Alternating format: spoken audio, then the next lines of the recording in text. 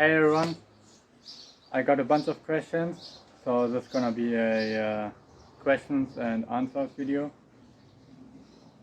And because I don't want this video to become really long, I'm gonna keep it a little bit short. I simplified some questions, but I don't have to write too long notes. And let's go. Do you live near Avdiivka or Luhansk? No, I live between Pokrovsk and Kramatorsk.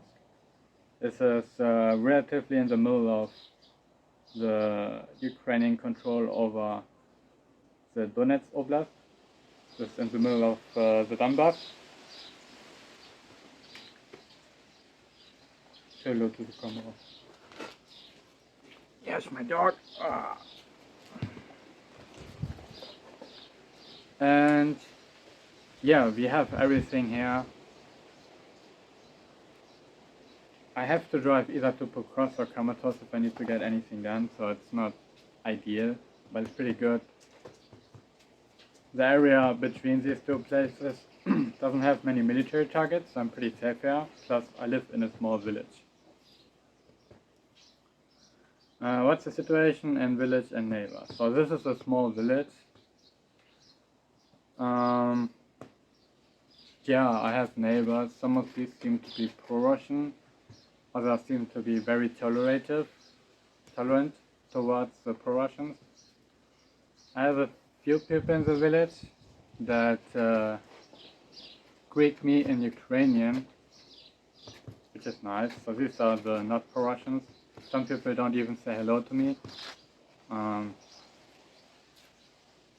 Yeah, but I don't have to worry much about these pro-Russians. Like, they still help me with like garden stuff, and I guess in some of the fields. So in these villages, everyone has a bit of field outside the property, and because I don't have time to plant vegetables and keep it all alive, I just give it to the other farmers here, and yeah, we sometimes say hello, not really much else because we can't really communicate, obviously.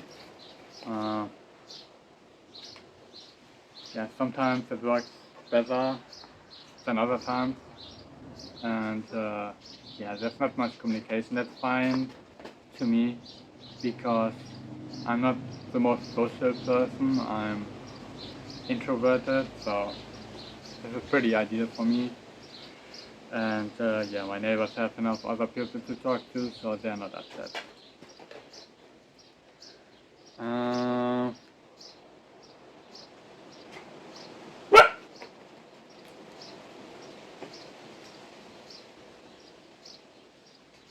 Do I ever feel lonely here in Ukraine, especially in such a village? No, well, maybe sometimes a little bit, but overall not really, because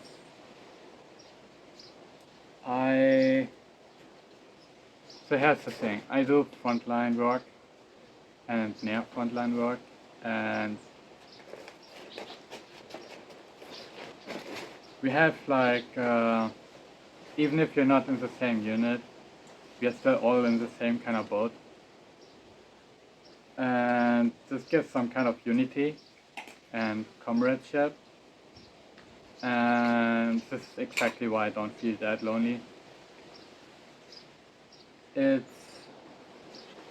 Everyone is friendly, everyone like talks with you as if you're a long friend. You can make jokes with everyone, you can laugh with everyone, everyone is friendly. So except for some civilians, I rather work with soldiers than with civilians. But yeah, there's a big unity. We're all fighting for the same cause, and since I'm afraid now, there's always something to talk about with other people. As soon as they notice that I'm not Ukrainian. So to the next questions here. How are beefing volunteers perceived in Ukraine? Differently. So there's a lot of people especially in Western Ukraine and Central Ukraine, we foreign volunteers are very well perceived. So, just as example, one time I was in a bus in Kiev, and some grandma asked me something, and I didn't understand what she asked. And I just said in Ukrainian, "Sorry, I'm not Ukrainian. I don't understand." And she basically, and I said I'm a volunteer, and she didn't really say much to that. But then a moment later, she just randomly gave me chocolate and said thank you. So there's a lot of people who are really happy about it. There's also a lot of people who are upset about it. So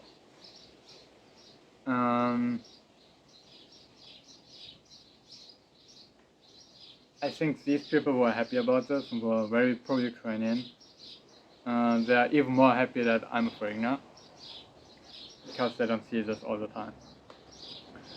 As for these people who are not happy about it, like the pro-Russians, I don't think they care that much if I'm a foreigner or not. I think that just is like everyone who works for our war cause.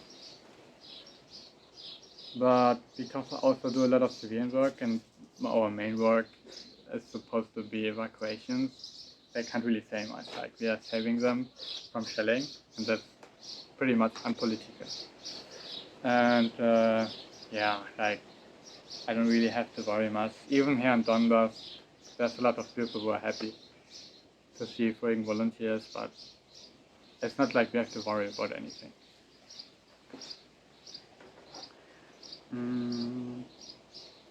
Oh, and as for our evacuees, they don't really care that much. They're happy that they're taken out. In some cases, we can make clear before we get there that foreigners are gonna pick them up. Or in some cases, we have the Ukrainian with us, then they don't really care at all. Yeah, it doesn't really make a difference much. There's some questions it's more difficult for us to answer them, but because we usually have always the same questions that come at us, it's not that difficult. And at the end of the day, they just want to get out of the shelling and know that they're getting out, and yeah, they know that we don't bring them to Donetsk or something. Do you have any connections to Ukraine? No, not at all. I'm German, partially Dutch, and I wanted to move to the Netherlands because I didn't like it in Germany, but that never happened because it's just too expensive to live there. And yeah, I was just unhappy, and then this happened here in Ukraine, and I just couldn't watch it, and I just came here to help and do more with my time. So my biggest motivation is that I lived 6 years, basically my entire teenage years, with depression. And I was basically just vegetating either on my computer or in my bed. And because of this, I have a very strong feel to do something more useful with my time than just sitting around. And here is just the ideal place to do something with your time. Because I'm not just working for a company to make money or something like this, or for myself to get money, but I'm doing this to help others, and I'm getting feedback. I'm getting positive feedback from you, the donors, and from these people that we help. May it be civilians or may it be soldiers. So, yeah, I'm really happy here. I don't really want to work for money, for myself. Like, I don't know what am I supposed to do with it.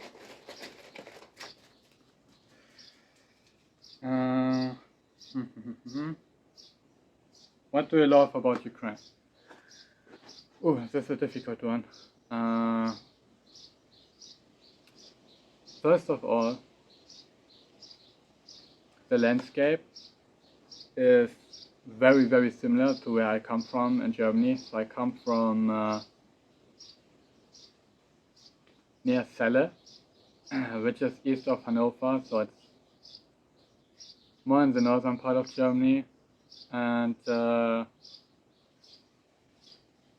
east of Celle is like a small region, Flottwedel, and it's very similar to here. That's where I come from. I lived as a kid in a village as well, and the landscape is very similar. Actually, in this part of Germany where I live, our fields were bigger than here in Ukraine or here in Donbass.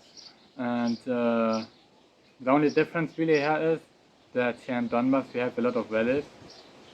We don't really have hills, but we have valleys, and they are really steep valleys, which are several meters deep, and that's the only difference. And I love the landscape. I'm very connected to nature, and yeah, that's one reason. Then the people are so different. In Germany, it's just I just don't like the people. I don't like the people. I don't like the politics. I don't like anything really. I don't have much friends because I moved around all the time. I don't have much family because my family is completely fucked up. And so there isn't much that would keep me in Germany. The people here are, so in Germany we don't have much problems. So everyone is just looking to make problems out of nowhere, I think.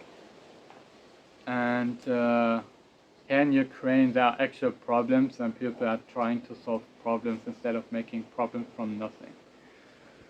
That might differ a little bit in the cities, but here in the countryside, there's just always something to do, and so people don't start fucking around with their neighbors or some shit just because someone is doing something they don't like.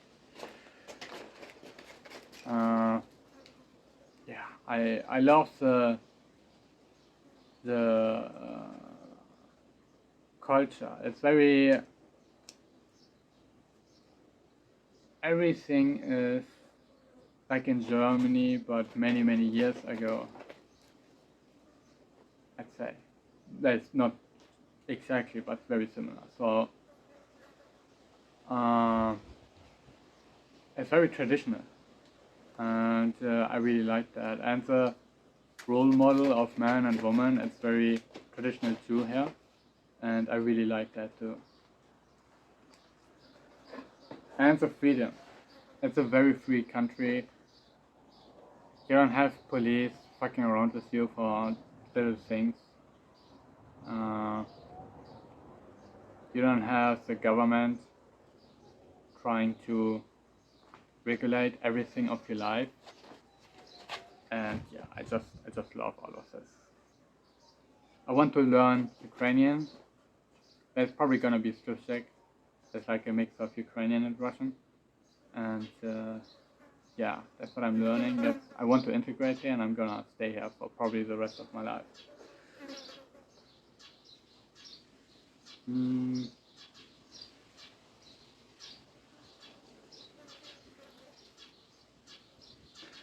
Grocery stores. There you see I'm switching back and forth between topics because I didn't write them in a specific order, just how I read them. We have one grocery store here, but it's like a really small store. You have all kinds of products there, mostly food, but almost only food.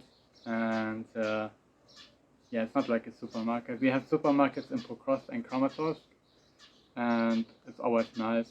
When I'm there, I'm always going to one of these supermarkets because as a foreigner, it's so much nicer because I can just go around and take what I want, like in a normal supermarket. But in these small stores, you always have to like say what you want, and that's a little bit more difficult. And you start like pointing and saying like, I'm not Ukrainian, I would like this and that, and yes, not that nice. But on the other hand, it's good that I live here because that makes me learn more Ukrainian. We have a restaurant which is really cheap. It's cheaper than cooking food, I believe. Where I'm going every day. And because I have no kitchen, I'm not going to build the kitchen. It's cheaper anyways, and it's just so much easier. And I have more time for more important things.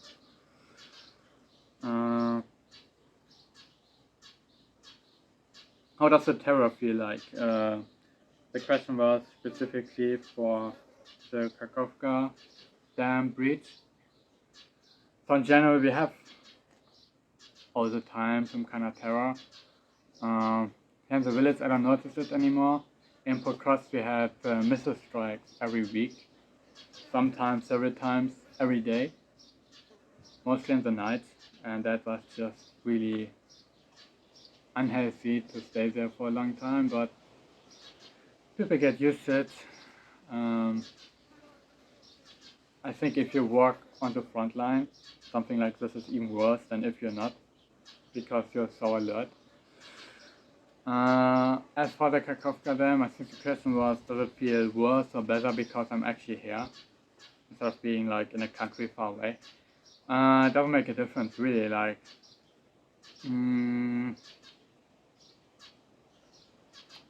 it's too far away for me to do something. If I wanted to, if I really wanted to, it would make just a little difference, because there are all these volunteers, especially these holiday volunteers who are only here for a short time. They're all going to Kherson, and it's a really funny situation. Like, there's so many people, just so stupid. There's people there who have no experience with shelling or these kind of areas. We're working there now, and yeah, it's the same as Bakhmut. We had over 200 volunteers there. That's a number from the police. Around in just one town, and yeah, people got killed, people got injured.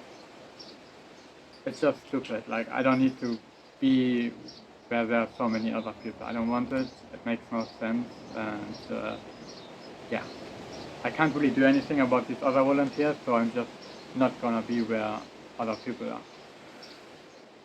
And yeah, it doesn't. I know that I'm doing some good work. I know that it doesn't make sense for me to go there, so it doesn't feel bad at all for me. What's up with my water and electricity situation? So I have my water only from my water well over there. I have to check one more connection. I always forget about this. I have one connection in my backyard, and I have one connection for the water on the street. I haven't checked the one on the street. I think that one might be closed, because we had water when I checked this house, and I think then they just closed it, and I just looked for the other one. So maybe I have water, tap water, but I'm not sure. But the tap water in Ukraine isn't nice anyways, you can't really drink it. But maybe in Kiev or some other places you can, but here in Donbass I wouldn't trust it. Especially in Pokros, it was really bad.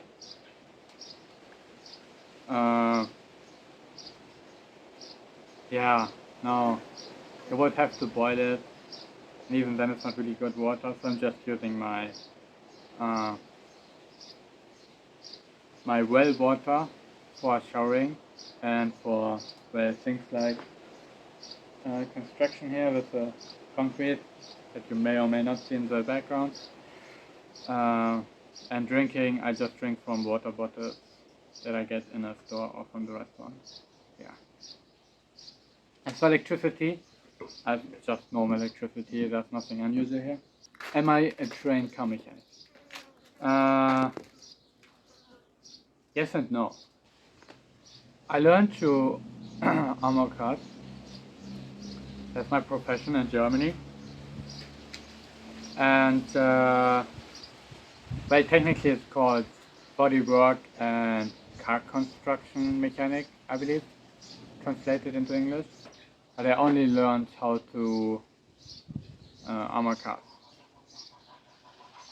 I did work before that in car workshops and motorcycle workshops, and I can do pretty much everything on motorcycles.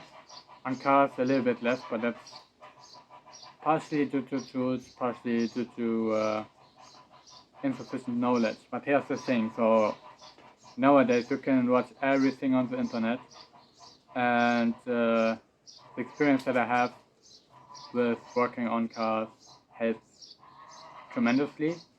And yeah, when I go to the workshop for car repairs, it's mostly because of things that I either don't want to do, because it's really dirty work, or because it's, well, as you can see, it's not very convenient to work under the car.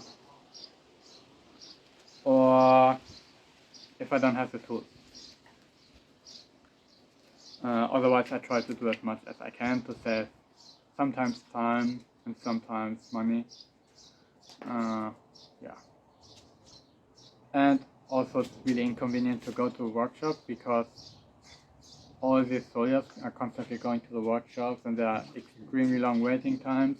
If there's something really urgent, I can just go to the workshop and say it's urgent, but that doesn't always work. So one time I was driving through Kramatorsk going from, I probably visited like 10 workshops in one day. It was terrible. And in the end of the day I had to do the repair myself.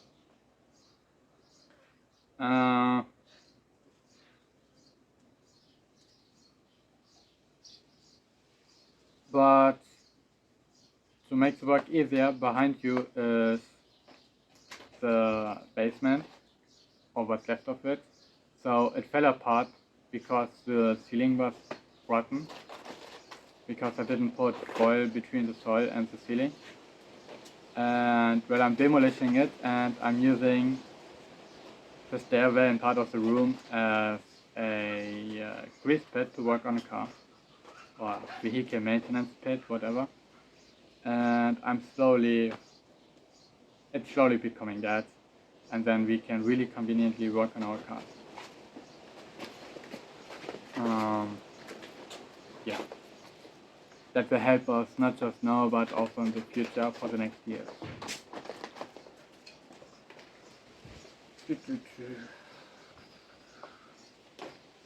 What's the humanitarian aid situation? So I think the question was specifically if the military or if volunteers bring humanitarian aid.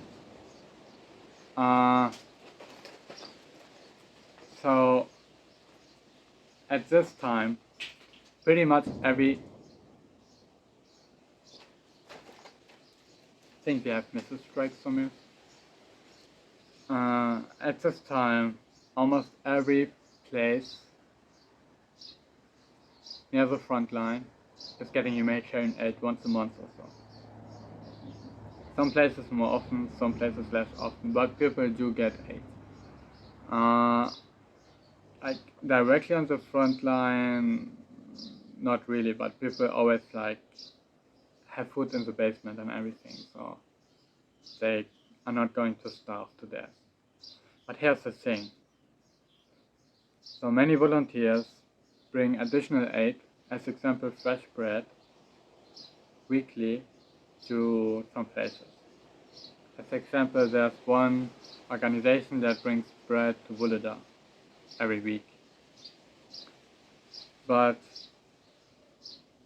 also we stopped to bring any humanitarian aid because this just makes the situation more comfortable for people to stay on the front line. And we don't want that, so we don't bring them aid.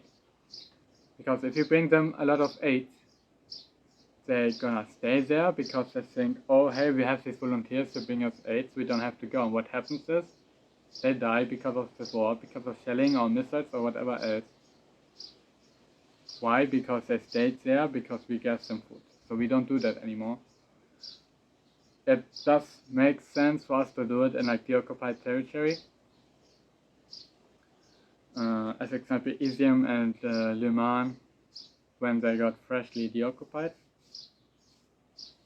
But it's difficult to get there because the officials closed off the territory in the beginning, so we couldn't even enter. I hope this time with the current counteroffensive it's gonna be different.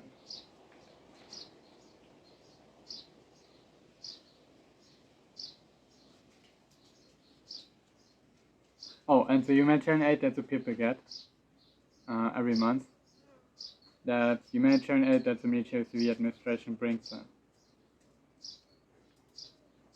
But as example, there's one situation in Voleda that the military civil administration came to Voleda this year, I believe, and they assessed how many people live there, and they came to the conclusion that about 2,000 people live there, when in reality it's like 300, 400. and they just make money with it. So this guy is gonna get more money to feed more people, and in reality there are not that many people who need food. That's how the corruption works there on the smaller level, but it goes all the way up, and it's really bad.